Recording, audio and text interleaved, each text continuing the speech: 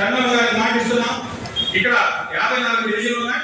54 డివిజన్లకు సంబంధించి దాదాపుగా 40 మంది డివిజన్ ఇన్ఛార్జ్ ఫైనలైజ్ చేసి సబ్మిట్ చేయడం జరిగింది.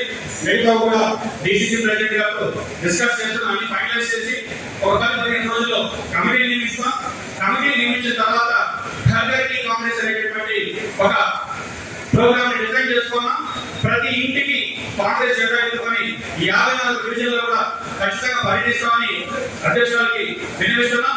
రాబోయే రోజుల్లో లోకల్ ఎన్నికల్లో ఖచ్చితంగా 54 డివిజన్లలో కాంగ్రెస్ అభ్యర్థులు నిలబెట్టి ప్రజల పక్షాన పోరాటం తెలియజేస్తున్నాం. కాబట్టి కాంగ్రెస్ పార్టీ ఈరోజు కాంగ్రెస్ పార్టీ యొక్క ఆవశ్యకత ఏంటనేది మా పార్టీ అధ్యక్షులు అందరికీ కూడా వివరించడం జరుగుతుంది. కాబట్టి సిటీ నుంచి ఖచ్చితంగా కూడా కాంగ్రెస్ డబ్బులో పోల్చుకుంటే ఈరోజు ప్రజలు ఒక చర్చ అనేది మొదలైంది.